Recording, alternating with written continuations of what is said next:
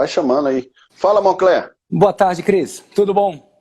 Tudo bem? Me escuta e vê bem? Ixi, tô te vendo muito bem. Ótimo. Quer dizer que a nossa internet está boa até agora. Opa, que assim seja, que assim seja.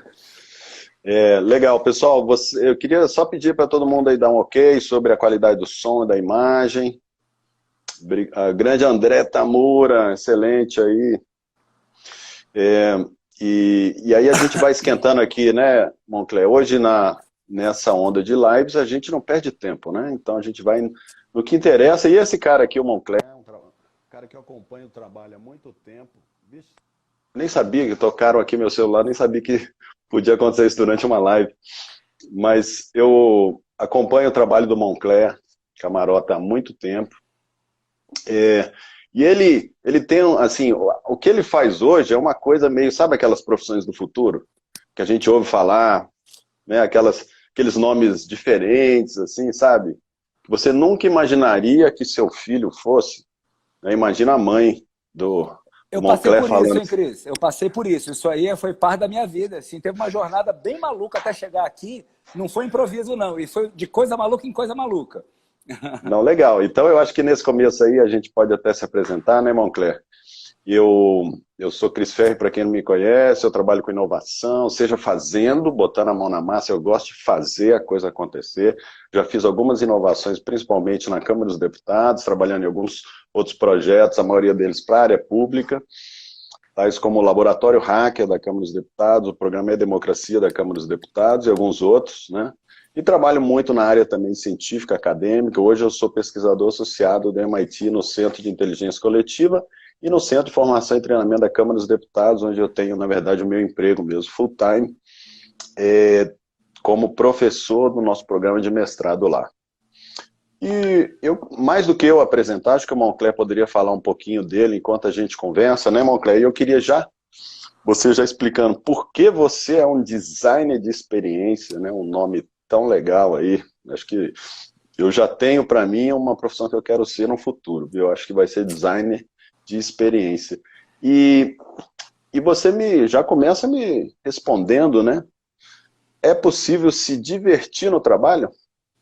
É super possível se divertir no trabalho, Cris. Agora, é muito importante que a gente converse sobre que diabos é esse negócio de diversão. É uma pergunta tão boba, né? Você pensa só, né? Uma coisa que é tão natural, ela é tão espontânea, né? Quem tem filhos sabe, as crianças se divertem. Mais do que isso, quem tem bichinho, os bichinhos se divertem, cachorro se diverte, gato se diverte. Tá, mas e daí? O que é? O que é esse negócio aí de diversão? Né? Então, eu acho que essa é uma pergunta que vale a pena a gente bater um papo para a gente despertar de que existem alguns espaços que a gente pode explorar que tem muito a ver com esse fenômeno que extrapola o ser humano chamado diversão. Mas o que é um design de experiência? Legal, então vou dar espaço para trás aqui.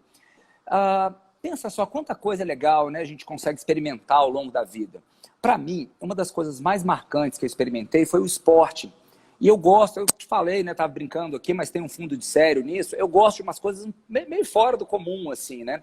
Então, eu fui atleta, sabe, Cris? Eu fui atleta de um esporte chamado corrida de aventura. É um esporte multidisciplinar, em equipe, com corridas muito longas, né? 500 quilômetros, você corre, nada, pedala, escala, rema, mas um diferencial, você navega com mapa e bússola. E aí era um negócio meio maluco, né? Porque, pô, pra que participar de uma corrida de 500 quilômetros? Meu pai me perguntava, né? Moncler, pra que correr 500 quilômetros para chegar no mesmo lugar? Os pais costumam ser sensatos, assim, nessas coisas. Bom, a partir dessa experiência, eu tive uma sacada que mudou toda a minha vida, sabe, Cris? Que é o seguinte, a atividade em si não importa. O que eu faço, correr, e tinha trechos, né? Então a gente saía, né? Tinha que ir navegando, encontrando uma série de pontos ao longo do caminho, como um grande rally. Então tinha, né, às vezes você saía, corria 80 quilômetros, pedalava mais 120, depois remava 80, depois corria mais uma maratona, enfim, assim por diante, sendo que nada disso em asfalto, nada disso pela cidade. Se a gente fosse colocar uma pessoa, imagina um prisioneiro de guerra, para caminhar 500 quilômetros, ia ser um absurdo. Ela, pô, mas peraí, esse negócio é um crime de guerra, isso aí não pode ser desse jeito. Mas eu fazia por vontade própria. E a partir daí, eu ainda me sentia um dos caras mais felizes do mundo fazendo isso. Então tem alguma coisa dentro da lógica do significado da ação que é o mais importante. Além disso, quando eu tinha 19 anos, eu fui fazer eu parei tudo que eu fazia e tirei um ano sabático. O pessoal me sacaneia quando eu falo isso, né? Que eu tirei um ano sabático aos 19 anos de idade. Mas foi exatamente isso que eu fiz e isso mudou toda a minha vida. Eu fui ser voluntário nos kibbutz em Israel. O pessoal me pergunta, mas que diabo que você foi fazer lá? Você sabe que os australianos neozelandeses fazem muito isso, né? Antes de entrar no college, na faculdade, eles tiram aquele ano sabático, os israelenses também fazem isso, e ficam um ano viajando, dando uma geral no mundo, para depois voltar e pensar na carreira profissional. Mas continua. E foi isso, sabe, Cris? Foi essa dinâmica, foi um entendimento dessa dinâmica. Ou seja, eu extrapolei os limites do meu mundo, né? Porque você vê, hoje eu estou com 42, eu fiz isso com 19, foi em 1997. E aí eu fui ser voluntário nos kibbutz em Israel, aí viajei Israel de carona, aí cheguei numa cidadezinha chamada Elat, estava com a minha namorada na época, com 2 amigos, a gente começou a trabalhar em barcos de mergulho, e aí a gente foi começava a levar mergulhadores para mergulhar no Egito, aí a gente foi para o Egito para ficar, passamos um tempo numa vila de beduínos no Egito, aí acabou a grana, aí falou, nossa, mas eu vou virar mergulhador, porque mergulhador é muito mais legal que lavar prato, porque logicamente eu era um cara bem quebrado nessa época, né? E aí, quando eu fui virar mergulhador, aí eu fui para a Inglaterra para juntar dinheiro, né? Eu tenho cidadania italiana, que me ajudou um pouco nessa época. Aí, mas aqueles trabalhos bem mequetrefe, assim, né? Eu trabalhei demolição, não sei o que, tal, mas ralei pra caramba, juntei a grana. Quando eu ia viajar de volta pro Egito, tinha uma passagem de promoção pra Tailândia, eu e minha namorada tocamos pra Tailândia, e aí viramos mergulhador profissional. Pô, foi incrível, né? Só lugar. E a gente ainda chegou na Tailândia, tinha acabado de ter aquela quebra da bolsa de 98, 99. Sei, da crise então asiática. tava tudo baratinho. A gente era muito quebrado, mas estava tudo muito baratinho também. E aí eu virei Dive Master, que é um primeiro nível de mergulhador profissional. E quando eu voltei para Brasília, eu falei, cara, que coisa incrível isso. E logo depois virei corredor de aventura. Juntei essas 2 experiências incríveis e cheguei à conclusão de que existia uma oportunidade muito interessante para se criar experiências incríveis para as pessoas. Porque no final das contas, existe um desejo íntimo das pessoas de fazer a sua vida valer a pena. E isso pode ser feito no trabalho. É muito difícil ser feito no trabalho. Não é óbvio de ser feito no trabalho. Mas é possível de ser feito no trabalho. Isso é possível de ser feito enquanto pai, e você ter uma sensação que você está criando alguma coisa que vale muito a pena, sendo pai, sendo mãe, né? Isso é possível fazer como servidor, como empresário. Mas como criar experiência? E daí veio o design de experiência. Pô, legal. Eu já quero ser design de experiência. Reforçando aí minha vontade anterior. Mas olha só, o Moncler, eu tô, como todo mundo, né, fazendo várias reflexões sobre a minha relação do trabalho. E essa quarentena, que é uma espécie de sabático home office, né, da nossa vida profissional. Então, por exemplo, tá mais claro as coisas que eu não... Né, estão mais claras as coisas que eu não gostava do meu trabalho, que eu não estou sentindo falta nenhuma. E eu já estou com aquela ansiedade, né, de ter que voltar para aquelas coisas chatas do meu trabalho quando eu voltar. Até falo assim, não, Covid, espera mais um pouquinho aí, né? Só uma brincadeirinha. Ao mesmo tempo, eu estou também gostando de muitas coisas legais que eu estou fazendo, né? O trabalho está rendendo mais sobre um outro ponto de vista. E quando a gente voltar, então você vai ter possivelmente claro, vai ter muitas coisas legais, voltar ao convívio dos colegas, ter aquele trabalho imaginando que você sentia falta, tem muita coisa legal, mas vamos falar das coisas não legais. Você vai voltar a fazer aquela série de procedimentos padrões, ou reuniões sem sentido, e muitas outras coisas que não tinham sentido antes, e agora que você é obrigado a focar no essencial, tem menos ainda, e quando você voltar vai doer mais ainda. Perfeito. Né? E algumas coisas boas que você está tendo agora, por exemplo, qualidade de vida, poder... Né? Por exemplo, ontem eu estava muito quebrado, não sei se foram os excessos do final de semana, que nem foram tantos assim, mas eu estava com a dor na coluna, rapaz. Aí o que eu fiz? Em vez de ficar o dia inteiro no computador, eu fiquei na cama, deitado, estudando, lendo. Justo. Pra caramba. Mas ali, às vezes dava uma cochiladinha, eu voltava. Para mim rendeu pra caramba. Nunca poderia fazer isso no trabalho, porque não tem nem sofá né? Você tem que ficar naquela cadeirona dura e tal. Ou seja, ali você fica sofrendo, né? Você fica lá torto, seu rendimento está aqui 15%, mas o ponto eletrônico está registrando que você está trabalhando. Então, Moncler, eu acho que as pessoas vão, né, uma reflexão que eu estou fazendo, mas eu acho que muita gente está nesse quadro. Diz aí, pessoal, se vocês também estão sentindo o mesmo. A nossa relação com o trabalho, então, deve mudar nessa volta da quarentena. Lembrando que nós temos vários cenários aí, né, Moncler? Tem uma volta, talvez agora, imediata, ou semi-imediata, agora talvez em maio, junho. Perfeito. Pode ser uma volta paulatina. Podemos ter as quarentenas intermitentes, né, momentos de idas e voltas, né, ter esse cenário sendo descrito, já que é um processo complexo. Então, essa reflexão sobre a relação do trabalho, que a gente já fazia antes, que você trabalha há muitos anos, como muita coisa está acontecendo, o corona, essa crise, deu uma acelerada no processo, né? E nada melhor, né? Aquele negócio quando você viaja, você sente falta do que você tinha, você aprende a saber o que é um brasileiro, não é isso? Perfeito, Moncler, perfeito. Você tem muito essa experiência, né? Quando Quem não gosta de música passa... baiana, ouve a Ivete, faz festa, assim, é uma coisa engraçada. Exatamente, isso, cara. né? Você vê um brasileiro na rua, você reconhece, pô, o brasileiro é tão eclético, né? Pode ser tanta coisa, mas você reconhece pelo tipo né, de tonalidade de pele, pelo tipo de barriguinha, o jeito de andar, você reconhece quando você está fora, quando você está longe, como nós estamos agora. Então, você não acha que esse processo vai se intensificar aí dessa relação tensa com o trabalho? E aí eu já aproveito para te convidar a fazer essa reflexão e já encaixar outra pergunta, né?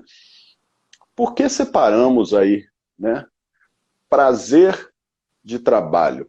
Como se fossem duas coisas, como se fossem duas coisas totalmente separadas. É possível unir, né, então, essas duas coisas? E aí, podemos falar de meio termos, de nuances, né? É um pouco o que eu tenho na minha cabeça aqui, complexa no momento. Você sabe, Cris, essa relação com o trabalho, ela é uma relação muito antiga, né? E a gente tem, historicamente, no Brasil, uma relação muito ruim com o trabalho, por o trabalho ter sido associado sempre à questão da escravidão, né? Historicamente isso. Então, as pessoas, elas... olha, se eu tenho posses, então eu não vou trabalhar, né? A história do sangue azul, ele vem da ideia de que as pessoas não pegavam sol, porque não estavam expostas aos trabalhos manuais. Então se criou realmente uma lógica de trabalho que é uma lógica muito negativa. Já Confúcio, lá atrás, falava que, olha, né, ame o que você faz, você não vai ter que trabalhar nenhum dia. O que eu entendo, e é conectando esse negócio que eu falei antes, tal, eu percebo que, mais ainda, nesse mundo de retorno ao trabalho, essa ideia de pensar a experiência do trabalho, ela vai ser necessária. Porque ela não precisa estar... uma coisa que o coronavírus está nos ensinando é que a gente era muito vinculado à estrutura do trabalho. E como você falou, você está aumentando a produtividade em determinados âmbitos aí por estar fora daquele ambiente. Isso aqui, na minha empresa, na Ecoar, a gente também está experimentando isso. A gente tem ganhado produtividade, a gente focou mais, matou um monte de projetos que não faziam mais sentido nesse contexto. A gente está focando muito mais, tem novos rituais, temos um modelo super gamificado, depois se a gente tiver um tempinho até fala um pouquinho disso, de funcionamento. Agora, pensar na experiência do trabalho, ela passa a ser fundamental. E o que é a experiência? Aí vem outra coisa que é tão abstrato de falar disso, porque falar sobre design de experiência é falar de uma abstração. Né? É como alguém que vai criar, talvez a experiência mais próxima disso, tem uma empresa aqui de Brasília que eu sou muito fã dela, chama Experimente Brasília, que eles criam jornadas interativas com a cidade, que vão muito além de simplesmente conhecer os pontos turísticos, de conhecer as pessoas. Então, tem um lugar em Brasília, que é um lugar meio underground, né? O setor de Diversão Sul, tem um prédio lá chamado Conic, exato. E aí tem um dos trabalhos deles lá é levar as pessoas que querem conhecer o universo underground para conhecer as lojas, conhecer as camisetas. Então você passa a ter um senso de que você está fazendo uma coisa única e que aquilo ali tem muito valor. Não é um valor monetário, mas é um valor pela singularidade, é um valor por não ser óbvio. Você tem um turismo de massa, que é um turismo mais óbvio, mas a possibilidade de você fazer uma jornada para conhecer uma cidade das famosas, imagina, conhecer o universo da música eletrônica de Berlim com alguém que vive o universo da música eletrônica em Berlim de verdade, não é fake, é alguém que está lá de verdade. Então você está criando uma experiência. Bom, então vamos decupar, vamos olhar para dentro, vamos hackear a experiência para a gente ver o que existe dentro de uma experiência que pode ser levado para o universo de trabalho. O primeiro ponto é um ponto que está muito em moda hoje, que faz muito sentido, que é o tal do propósito. E aí a gente pode simplificar, né? Eu tenho outra empresa brasileira que eu gosto muito, a Perestroika, e ela fala o seguinte, olha, propósito é fundamental, né? Mas eu vi isso num discurso dele. Mas direção também traz uma sensação de propósito, é assim, ter uma perspectiva clara de para onde estamos indo. Assim. Então, um dos pontos fundamentais é para que estamos vivendo isso? Por que a gente está vivendo isso? O que a gente está buscando? Moncler, aproveitando aí, até o André Tamura aqui fez uma pergunta que eu fixei e fala, as pessoas confundem propósito e prazer, né? São coisas diferentes, não é isso? Até porque para vivenciar o propósito, você vai ter que experimentar tanto desconforto, né? E, bom, eu que sou do esporte de endurance, né, esporte de longa duração, eu aprendi a ter um certo nível de prazer no desconforto. E isso é muito doido, né? Então, poxa, você imagina, não tem como você correr 100 quilômetros e não sentir dor. Mas você aprende a lidar com essa dor. Então, sentir dor não quer dizer ausência de prazer. Olha que louco isso, né? Eu não estou defendendo sadomasoquismo, nem nada disso. Mas quando eu experimento, né? Uma das formas, né? E a psicologia positiva traz muito isso também. Uma das formas que eu tenho de experimentar algo próximo da felicidade é experimentar isso por meio da maestria. Ou seja, eu vou fazer alguma coisa por tanto tempo que eu vou me tornando melhor e eu consigo reconhecer o meu progresso ao longo dessa atividade. Então, o senso de progresso que traz essa percepção de maestria é também um dos pontos da experiência. Então, se eu estou pedalando e eu consigo pedalar cada vez melhor, se eu estou tocando um instrumento e eu consigo tocar cada vez melhor, se eu estou estudando coisas, eu estou criando uma narrativa autoral sobre o que é inovação para o serviço público, eu também tenho uma sensação de prazer conforme eu vou tendo feedbacks positivos do mundo de que eu estou progredindo nessa carreira. E isso passa a ser altamente prazeroso, por mais que seja exaustivo a jornada de aprendizagem. Uau, legal. Tem aí uma coisa boa para a gente explorar, né? Eu me lembrei agora, não sei se você viu um clássico que chama lá Dolce Vita. É do Mastroianni, né? Então é um filme, gente, vale a pena. Se você conseguir ver todo o filme, que tem quase 4 horas, para mim foi um grande feito épico, porque o filme ele é meio chato, mas ele traz uma ideia muito interessante, importante, que tem tudo a ver com o que a gente está dizendo aqui, que era o seguinte, aquelas pessoas são pessoas da elite, né, de Roma, da Itália, do glamour, do showbiz, que são ricas e que elas morrem de tédio, porque ficam a vida inteira fazendo festa, só vivenciando esse prazer, com quase ou pouca nenhuma dor, né? Sem essa coisa de busca do propósito, na verdade ela quer só o prazer simples, raso e superficial, que esse prazer não alimenta nada. Então acho que tem muito a ver aí com o que você está falando, e aí eu já emendo numa outra reflexão, Moncler, que é o seguinte, a gente, por exemplo, pessoal que consegue um emprego numa grande organização, então uma IBM, uma Apple, uma Microsoft, uma Petrobras, ou quem entra no serviço público. Então a pessoa passa a ter um bom salário, passa a ter status, passa a ter ali possibilidade de subir na carreira, mas depois de um tempo, esses benefícios iniciais que trouxeram para ela um grande progresso, né, de onde que ela estava, né, eu não tinha emprego.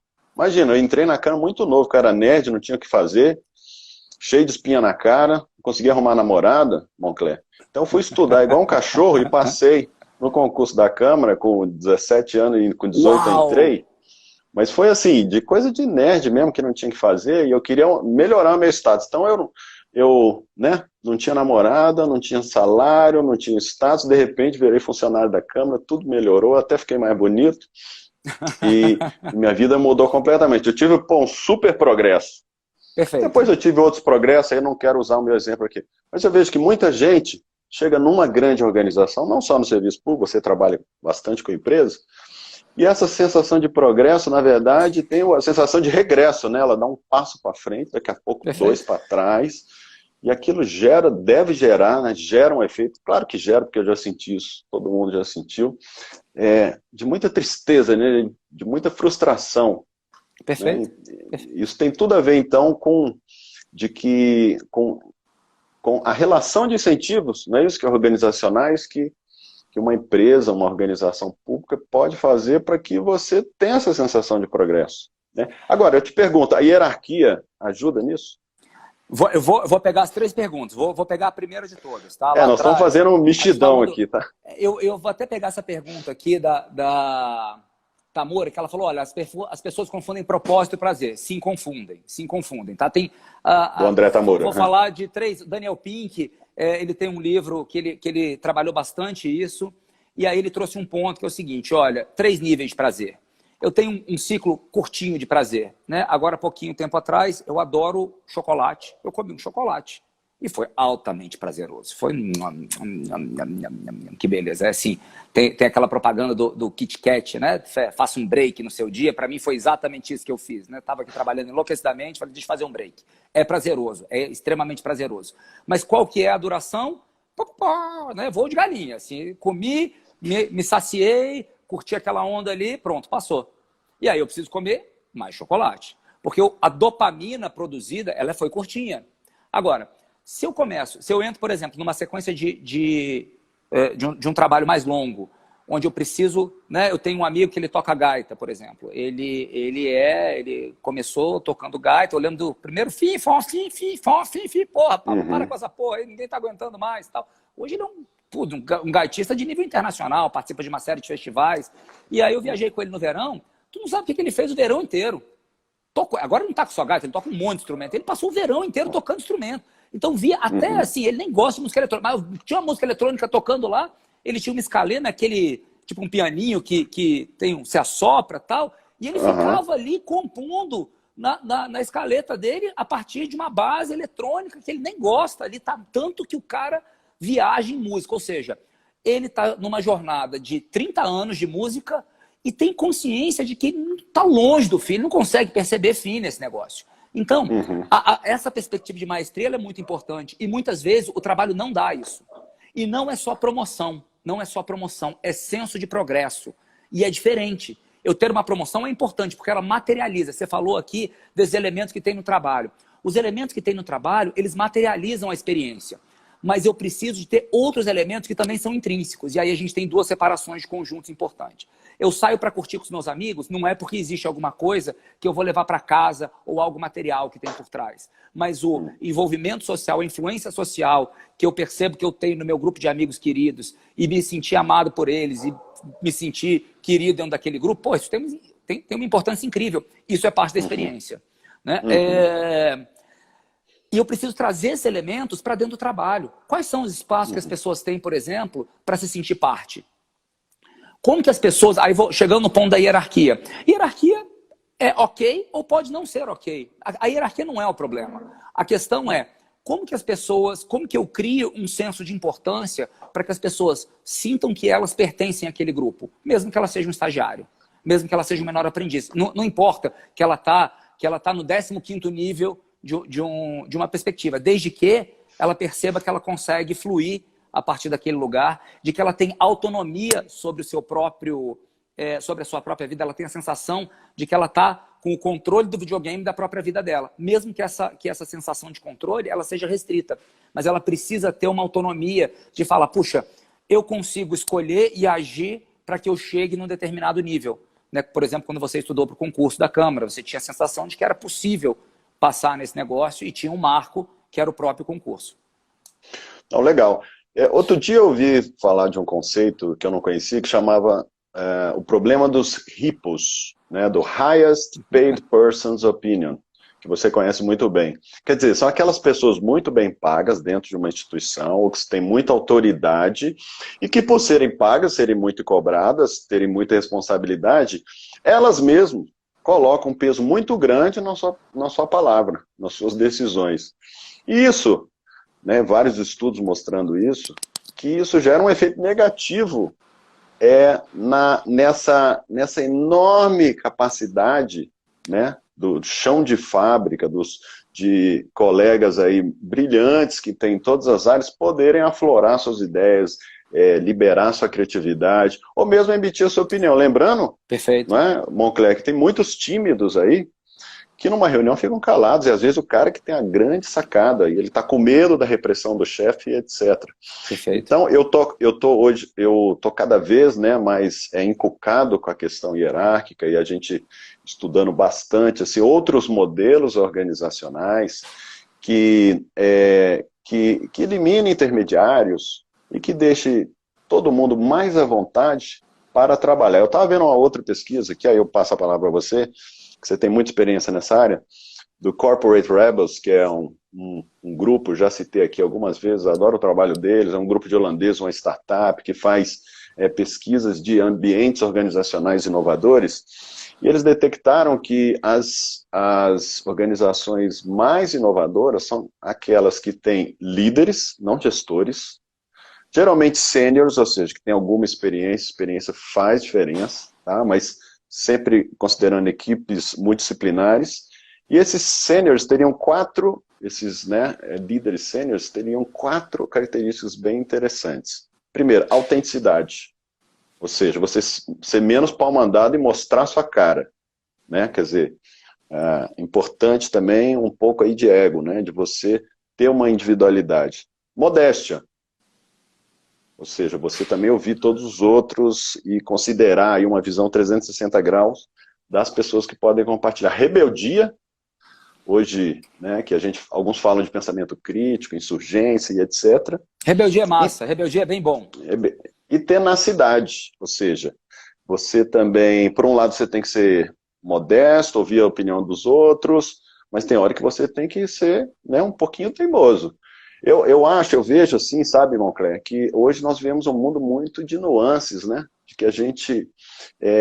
que, na verdade, é bom ter essa mistura, né? De ser um pouco tenaz, de ser rebelde, de ser autêntico, de ouvir, mas também tem uma hora que tem que decidir e seguir, né? Como é que você vê essas coisas? Eu acho que isso faz muito sentido, isso traz essa percepção de estou vivendo uma coisa muito legal, né? Tinha uma propaganda, né, de uma bebida alcoólica, era Smirnoff, que ela falava, tinha um slogan que era Be There, né? E isso é muito legal, assim, porque se você está vivendo um negócio que é absolutamente interessante, né, independente do que os outros pensem, né? Para mim, lá na Corrida de Aventura, eu tinha uma sensação de que eu era o 0,00001% mais feliz do mundo. Mas por que eu tinha essa sensação? Porque eu tinha sem perder a noção da realidade, tá, Cris? Mas uma sensação de que eu estava vivendo a vida de um super-herói, tá? Que era mais ou menos o seguinte, a gente tinha um projeto esportivo que veio de uma sacada bem inovadora, e nesse projeto esportivo a gente conseguiu patrocínios fantásticos, a gente viajava o mundo para competir, e a gente fazia coisas como descer rios na África do Sul, gelado, que tinham bichos enormes em volta, atravessar a floresta amazônica, travessia nas barbárvores da Nova Zelândia, e voltava para casa, né? E algumas vezes ganhava as provas e competia em nível mundial, e minha vida era conseguir conciliar a universidade com as viagens. Cara, eu não sei para a grande maioria das pessoas, mas para mim, eu achava que aquilo era a coisa absolutamente mais fantástica que um ser humano de 20 e poucos anos poderia fazer na vida. E essa percepção que ela é muito importante. Não é o que é o que eu significo. E aí talvez, Cris, eu tenha falado aqui já a coisa mais importante de todas. É o que eu significo da experiência. Eu falei do propósito, né? O pessoal até perguntou como criar propósito, né? Daqui a pouquinho eu até volto nessa pergunta aqui. Você tocou num outro ponto sobre a criatividade. Propósito mobiliza muita gente, é um drive muito poderoso. Mas nem todo mundo se mobiliza pelo drive de um propósito. Empoderamento da criatividade é um outro drive importante da experiência. E não é para todo mundo, mas para boa parte das pessoas, elas vão, ao serem perguntadas, ao serem lançadas em um desafio, elas vão responder. É quase como se eu perguntasse para você, eu tenho uma charada, duvido você adivinhar. Automaticamente, eu estou liberando alguns gatilhos em você que manda, quero ver se eu vou conseguir. Ou seja, sem nem perceber, você está sendo lançado a querer resolver um desafio simplesmente porque o desafio existe. Né? O feedback é um outro elemento fundamental, mas não é o feedback institucional, simplesmente. E esse é um ponto muito importante que eu converso muito nas instituições. O feedback ele tem que caminhar para ele ser o mais próximo do feedback de um videogame. né? Um jogo que a galera adora jogar hoje, né? O Fortnite, que é um jogo de guerra, lá, Meus filhos são viciados. É mó barato, assim, né? Tal, eu gosto. Mas, Eu não enfim, gosto jogo que com eu meu sou muito filho, né? ruim. Eu jogo com meu filho também e tal, enfim. Pô, mas o nível de feedback, o nível de exigência, de foco que você precisa para fazer aquilo ali, você está com todos os seus sentidos aguçados. Né? Em que momento as pessoas sentem que todos os sentidos dela estão aguçados no trabalho? Isso é absolutamente fantástico. Então, a gente criar formas. E aí tem um conceito que a gente desenvolveu aqui dentro, que é cadência de feedback. Qual que é a cadência de feedback que eu estou dando para cada uma das pessoas do meu time? O quanto que as pessoas estão conseguindo ter a clareza de quão bem elas estão indo em direção àquilo que a gente acordou, aquela visão, né? Aquela passarda, aquela visão idealizada que a gente criou lá na frente. Eu falei da influência social. Posso passar rapidamente pelos drives aqui, Cris? Pode sim. Tem um outro que é incrível, que é improvável que ele seja tão importante para uma experiência profissional. Chama imprevisibilidade. Pensa só, se eu vou para um filme, eu vou assistir um filme, o filme começa bom, vai legal, e continua bem, as coisas vão dando certo, e aí o filme acaba. Eu vou para casa puto. Porque eu falo, pô, que droga de filme é esse? Que chato, que aconteceu nada. Então, ao viajar, eu espero, e eu comparo muito o design de experiência a uma viagem, né? Eu acho que é uma analogia muito tem muitos pontos de coincidência. Eu preciso experimentar algo que é absolutamente imprevisível e que me surpreenda positivamente. Até quando uma coisa dá errada, mas ela se vira depois, pô, qual que é a história que eu vou contar? Cara, você precisa de ver, Cris, eu viajei, bicho, quando eu cheguei lá, não tinha reserva no hotel, a cidade estava lotada, e aí eu estava com mala, e, porra, essa é a história que a gente gosta de contar depois, porque ela tem um quê de ineditismo, de singularidade, que é uma palavra muito importante para a percepção da experiência. De aventura. Depois eu falo de aventura, exato. Né? E mobiliza muita gente, mas não todo mundo. E esse é um ponto que eu gostaria de falar. Não existe uma experiência perfeita. Existe um conjunto de elementos que eu consigo direcionar. Quanto mais eu conheço do meu público, melhor eu consigo entregar uma experiência significativa para eles. Mas não existe uma experiência que eu e você vamos experimentar da mesma forma, mesmo que a gente faça a mesma viagem. É um significado interno. Tem mais 4, depois eu falo desses 4. Vamos embora, vamos Não, legal. para a próxima lá. Não, e imprevisibilidade é um negócio aí que gestores públicos e políticos, de forma geral, não gostam muito, viu? E desenvolver métodos e uma forma de trabalhar para lidar com essa imprevisibilidade hoje é crucial. A gente está vendo muito essa necessidade em todo momento. Agora, Moncler, eu estou estudando muito aí a origem das inovações digitais e estava lendo lá, por exemplo, Bill Gates, né? Quando ele começou a inventar o Windows, né, que foi esse sistema operacional, numa época que software não era uma coisa que era valorizado. O hardware, no começo da década de 70, era muito mais valorizado, no final da década de 60, na criação dos computadores, e tinha muito a lógica ainda hacker, de colaboração, que veio do movimento hippie, que software era para ser compartilhado e tal. E o Bill Gates ajudou a criar essa ideia de que não, que isso é um produto, que depois tem que ser vendido e etc. Bom, independente disso, o que me impressionou é o fato que era um moleque lá, Bill Gates, com 17, 16 anos, tarado por computador, e que ficava virando à noite, pegava emprestado, não tinha computador pessoal.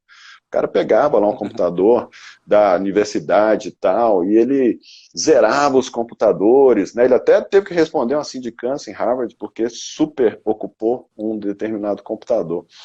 E quando a gente vai, por exemplo, para as organizações públicas, no ambiente que eu conheço bastante, né, e você falou de incentivos, aí eu acho que a gente pode entrar nesse ponto mais a fundo, né, e aí todo mundo fala assim, né, muita gente, né, que estuda incentivos, fala, olha, é bom ter a cenoura e é bom ter o chicote, né, porque algumas pessoas vão se movimentar mais com medo de não tomar um chicote, certo? Aquele cara que é mais preguiçoso e tal, não sei o que, as pessoas são muito diferentes, né?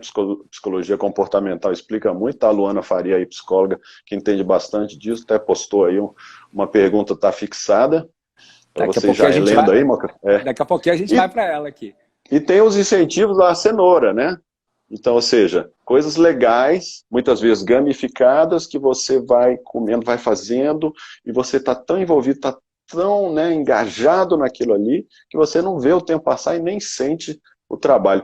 Você não acha que falta aí para os gestores, para até políticos de forma geral, pensar mais nesses incentivos aí das cenouras, porque parece que o foco é só no chicote. Né?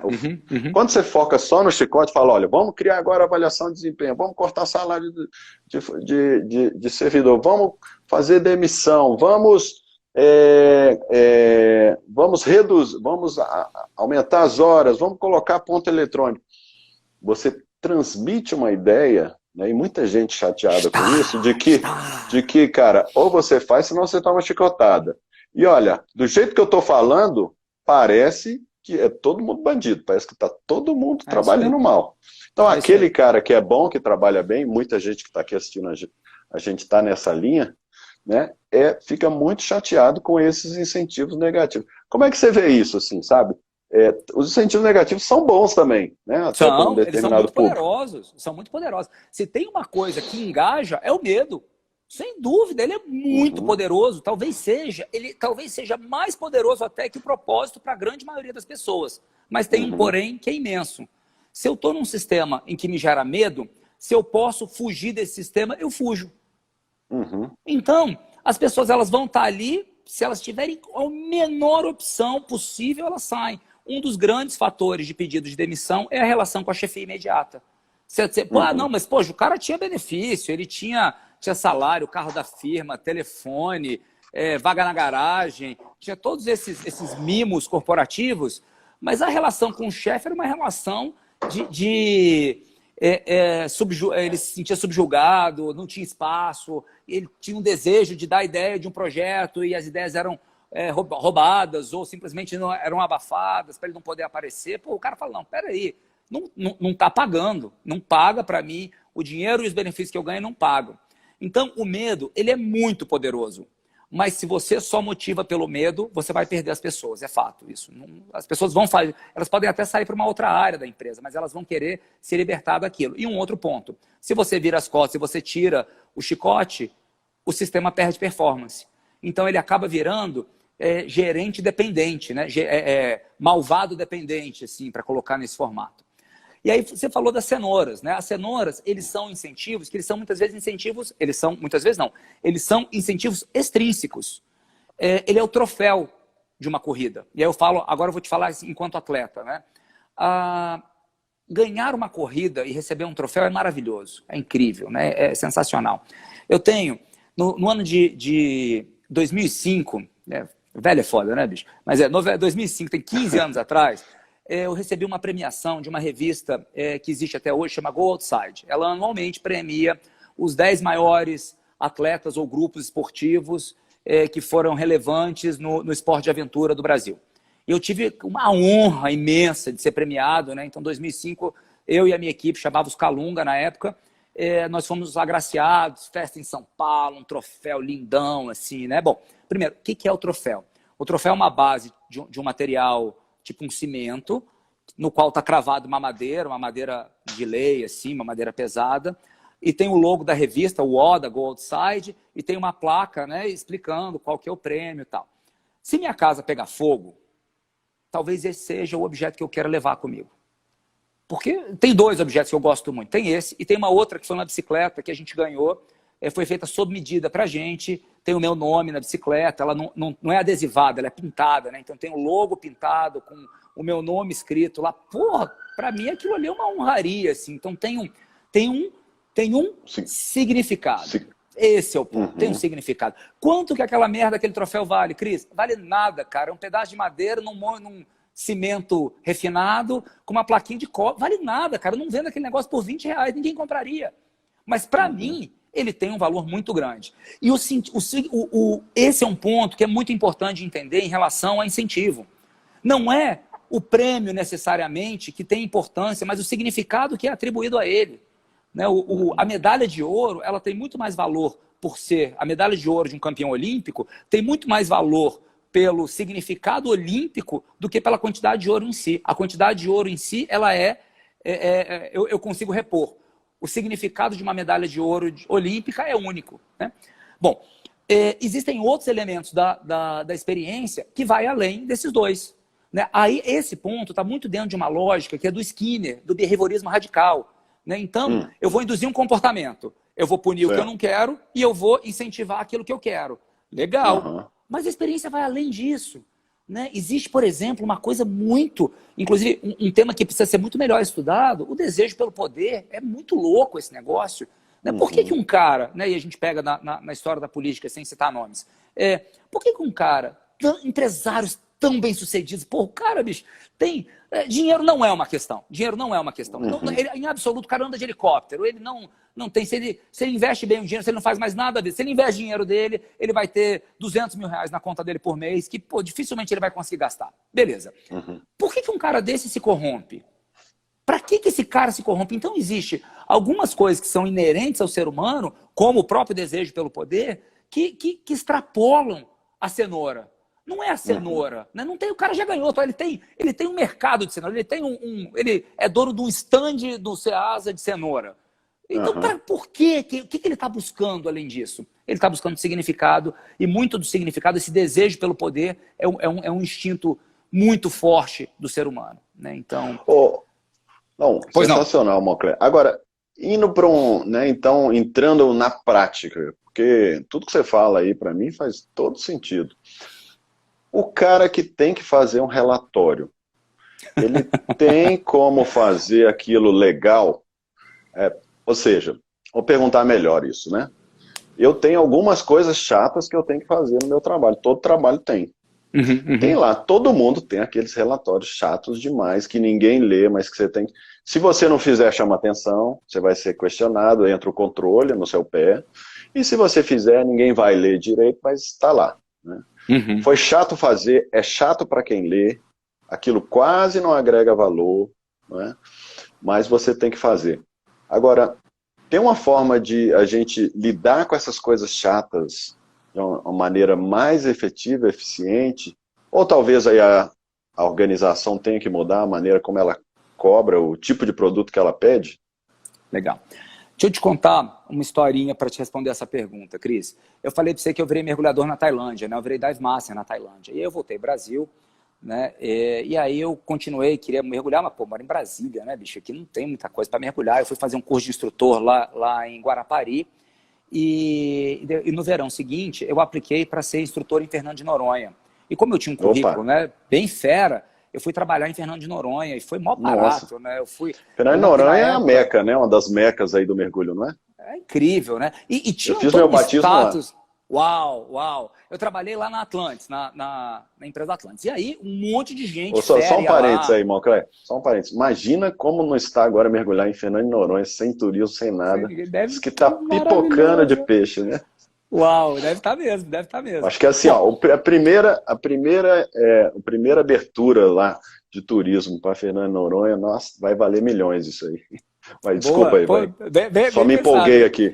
E aí, Cris, eu trabalhei fazendo coisas incríveis, né? Meu trabalho era mergulhar. Eu mergulhei naquela corveta afundada várias vezes. A gente fazia mergulho só a gente. Aquela bem funda? Eu levei a Carla Camurati para mergulhar, levei a Sheila Carvalho do Tchan para mergulhar. Pô, eu conto essa história, né, bicho? Muito maneiro. Mas deixa eu te falar um negócio. Ser mergulhador em Fernando de Noronha é chato. É chato. E eu vou te falar por que é chato. Porque isso que eu falei para você é a parte glamurosa, é a parte maneira. Mas, na verdade, a gente tinha uma relação de trabalho que não era uma relação legal, porque a cultura da empresa onde eu trabalhei era uma cultura onde as pessoas ficavam num ambiente de competição muito grande. Outro ponto que não era tão legal. A grande maioria dos mergulhos eram exatamente os mesmos. A gente trabalhava num formato industrial. Então, a gente tinha que produzir horas de mergulho, números de mergulho. Então, a gente ia... Você fez seu batismo lá, né? Foi fantástico. Então, maravilhoso. Enquanto instrutor de mergulho, eu tinha que gerar uma experiência incrível para pessoas que iam fazer o batismo lá. Então, a gente fazia um briefing muito cuidadoso, ia lá, ensinava as pessoas a equipar, né, descia com ela, segurava no colete, mantinha olho no olho, para ver, né, a pessoa estava com o olho esbugalhado, você ajudava a pessoa a ficar um pouco mais calma. E a gente fazia um mergulho. Você lembra de ter visto umas lagostas embaixo das pedras, um negócio desse? Não lembro, não. Tudo bem. Faz muito tempo. Quando eu fui lá, né, a gente passava lá, a gente ia para o lugar que tinha uma sequência de lagostas, umas lagostas enormes, mas enormes mesmo, assim, aquelas que você nem vê para servir. Debaixo das pedras, então passava sempre, tinha sempre raia por ali e tal. E era absolutamente encantador para quem nunca tinha mergulhado. Mas para a gente conhecia as lagostas pelo nome. A gente apontava e falava, oh, a lagosta, né? A gente já tinha combinado esse, né? E falava, olha, pode ser que a gente veja algumas lagostas, tal, para não romper o ineditismo. Ou seja, era muito padronizado para você. Era muito repetitivo. Pasteurizado. Essa é a palavra, era pasteurizado. E era o seguinte, quem diria, não era que eu fazia esse mergulho uma vez. Eu fazia esse mergulho, sem força da expressão, 20 vezes por dia, Cris. Não tem como ser maneiro. Não tem como ser legal. Fora que parte do nosso trabalho era cuidar de todo o material, todos os equipamentos. Então a gente carregava... Isso eu sei que é chato. 100 cilindros para dentro do barco, tirava 100 cilindros. Ficava enchendo o cilindro um monte de vezes, né? E o negócio era chato pra caramba. Mas aí tem um ponto. Sabe aquela... Eu queria lembrar o nome do deus grego, talvez você me lembre, assim, mas ele foi punido por Zeus e ele teria que rolar uma pedra morro acima, e toda vez que ele chegasse no topo, a pedra cairia de volta, ele teria que rolar essa pedra de volta para o topo lá da montanha. Né? Se alguém aí da galera que estiver assistindo lembrar o nome do cara que, né, do mito aí, né? Eu lembro do mito, não lembro do herói. Legal. E aí ele olhou e falou, nossa, meu Deus, que sacrifício horrendo. E aí tem até um meme, né, desse negócio que eu falo o seguinte, mas a gente vai fazer o seguinte, a cada vez que você conseguir colocar a pedra para cima, isso vai contar pontos, e conforme você for levando a pedra um determinado número de vezes, você vai passar de fase. Ele falou, agora ficou um pouco mais legal esse negócio. E a gente começa a olhar para que existe significado nas tarefas chatas. Existe significado na repetição das coisas, desde que a gente construa significado. E eu gostaria de colocar isso junto com a pergunta da Luana Faria. Né? Existe um desafio muito grande em engajar as pessoas a um propósito quando as pessoas elas foram mal selecionadas. Isso é um desafio, porque quando a cultura ela é frágil, o propósito é frágil. Então, se eu não seleciono pessoas que estão aderentes àquela cultura, se eu não tenho uma cultura que ela é voltada a uma determinada performance, se eu não tenho uma cultura de excelência, é desafiador. Vou te dar um exemplo prático para não parecer que eu estou falando de poesia. Sabe aquelas histórias da Apple? Né? Tinha quando ele estava lançando um dos produtos da Apple, bem no comecinho da Apple, a galera tinha uma camiseta que era uma camiseta com o número 90. Que era a galera que trabalhava 90 horas por semana, Cris, semana no projeto. Dormia na empresa. Dormia na empresa, logo não dá tempo. Você faz as coisas e fala, pô, peraí, 40 horas por dia, 8 horas por semana, 17. Caraca, o cara, o que é isso? Como é que pode? E essa galera era infeliz? Não estou falando que eu estou defendendo isso, de forma alguma. Eu acho que é absolutamente insalubre esse negócio. Mas o Bill Gates foi por um período, né? Foi por um período. O Bill Gates fazia isso por conta própria. Tem a mesma lógica da minha corrida de aventura lá dentro, que é o seguinte, existe algo que vale a pena. Existe algo que vale a pena. Por que a gente se impunha um sacrifício humano? Não era pela grana. Imagina, por mais que a gente tenha ganhado alguns prêmios que foram realmente muito relevantes durante o período de atleta enquanto corredor de aventura, qualquer pessoa minimamente inteligente sabe que se eu quero ganhar dinheiro, eu vou seguir um outro caminho, eu não vou ser corredor de aventura. Né? Assim, pelo amor de Deus, é melhor escolher um caminho mais inteligente. Então, não há uma correlação direta entre satisfação no trabalho e grana. Isso é um fator que traz as pessoas para dentro. E talvez esse seja um dos grandes desafios do serviço público. Porque as pessoas elas são atraídas por uma perspectiva de estabilidade, por uma perspectiva de uma carreira que tenha uma carreira segura dentro dessa lógica. Mas se eu não me conecto com algo que vale a pena dentro daquilo que eu faço, eu tenho o privilégio de conhecer muitos servidores que são altamente engajados e felizes no trabalho que eles realizam, eles vão experimentar uma frustração imensa. Conheço pessoas que, ao ir para o trabalho, falam, vou lá vender 8 horas do meu dia. E o cara pode ganhar 30 pau por mês, não importa, Cris.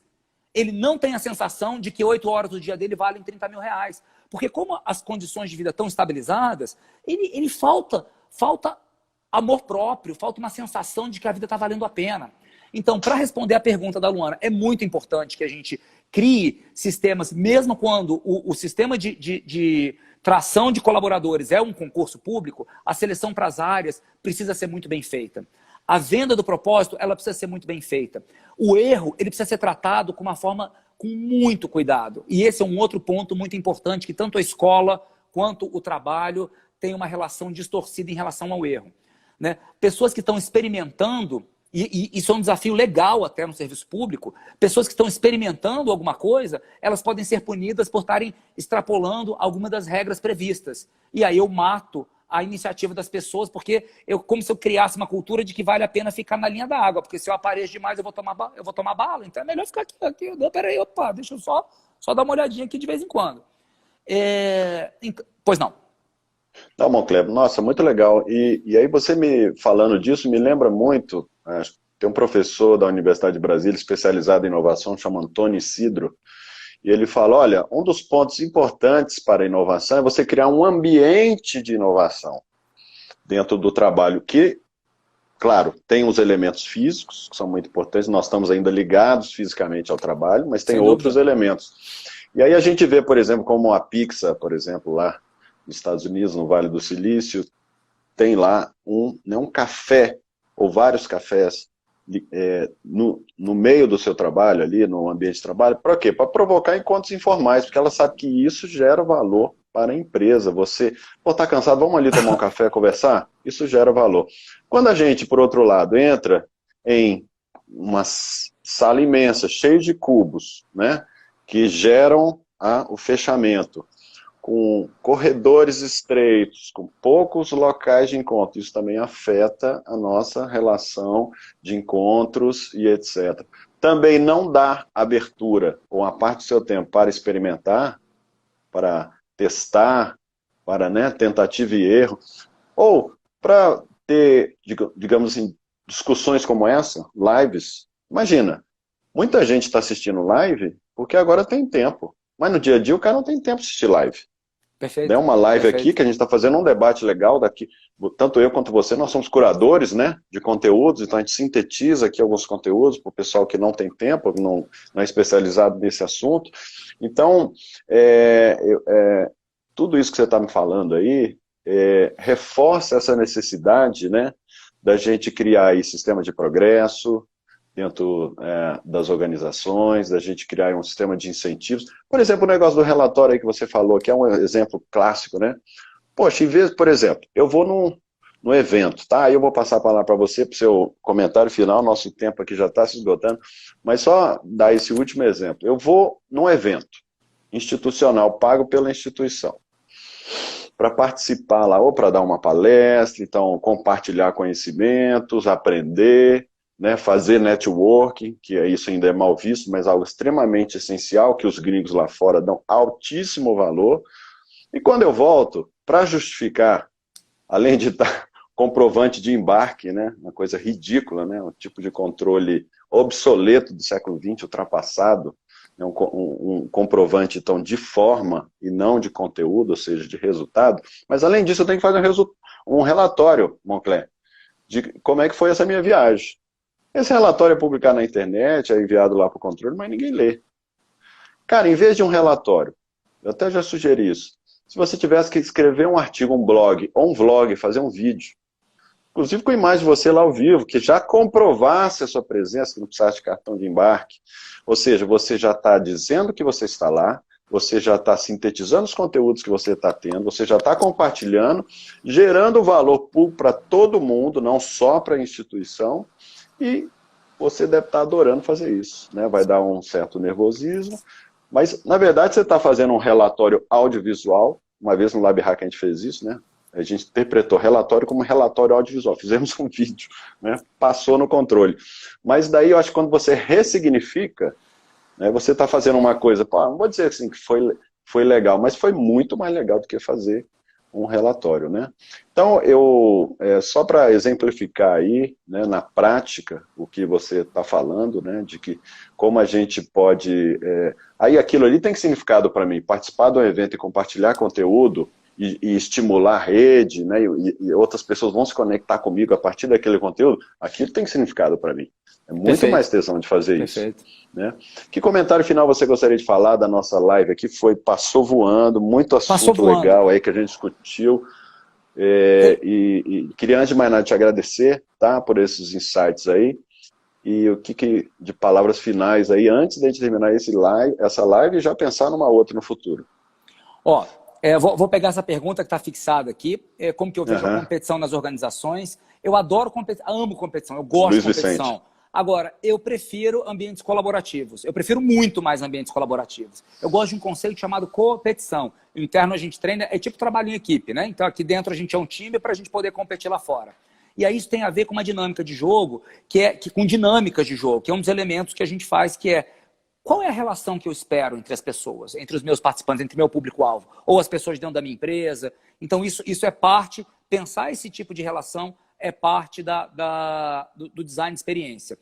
Até quando a gente trabalha com design de experiências para equipes comerciais, eu prefiro muito mais a história de uma equipe colaborando. Esse negócio de vendedor pitbull eu acho horrível, eu acho de mau gosto. Assim. Então, acho a colaboração muito mais elegante do que a competição, apesar de gostar muito de competição também. Perdão, Cris, eu vou responder aqui, eu perdi um ponto. A gente estava falando do relatório. Deixa eu só voltar num ponto aqui que tem muito a ver com isso. Tá. Tem 3 elementos muito legais. Só que a gente tem tipo um minutinho, tá, pra gente terminar. Daqui a pouco o Instagram vai cortar a gente. 3 elementos especiais para criar uma experiência. Como eu proponho? Que história eu estou contando? Que história eu estou contando? Por que eu tenho que realizar um relatório? O que esse relatório diz? Qual é o impacto dele? Como que ele vai ser percebido? Que história eu conto? O porquê do relatório e a forma como e o impacto que ele vai gerar é um dos pontos que trazem para que o relatório possa ser uma peça de arte e não simplesmente uma perda de tempo que ninguém vai ler. Como eu vou oferecer feedback para essa pessoa ao longo de todo o processo? E como eu vou representar, quais são os símbolos que eu vou utilizar para representar essa história que eu estou contando? Então eu coloquei aqui 3 elementos que quando você for criar uma experiência, são 3 elementos importantes de serem pensados. Então, qual é a história que eu estou contando? Como que eu proponho um trabalho? Como que eu delego, por exemplo? Tem a ver com a história. Qual é a iconografia que está representada nesse ponto? Por isso, o Google é todo coloridinho, a Apple tem seus elementos, tem aquele negócio do flamingo, do escorregador, né? Aqui a gente tem uma piscina de bolinha num mezanino, porque tem isso aqui é muito legal, eu quero participar desse ambiente. É gostosinho, né? Essa lógica. E como eu ofereço feedback, a cadência de feedback, como eu saco o que está rolando. Então, a gente criar um sistema efetivo de feedback, e esse talvez seja, do design de experiência, é talvez um dos pontos mais difíceis de conseguir fazer isso próximo do tempo real, Cris. Maravilha, Moncler. A gente podia passar umas 12 horas aqui falando, viu, Cris? Sim, vamos fazer outro, não tem problema. Excelente, cara. Você sintetizou muito bem. Gente, quem não conhece ainda o trabalho do Moncler, você pode seguir ele lá, ele tem vídeos muito legais, o Instagram dele é excelente, viu? Tem muito conteúdo bacana. E você também, eu vou ficar aqui, daqui uma meia hora vai estar disponível essa live, tá por 24 horas, então aí você pode compartilhar para aquele gestor público, sabe? Aquele seu chefe que está precisando ter uma cabeça mais gamificada. Gente, muito obrigado pela atenção, Moncler, mais uma vez, parabéns pelo trabalho, obrigado aí, e a gente continua Cris. junto. Valeu, gente, obrigado aí pela presença, até uma próxima. Falou!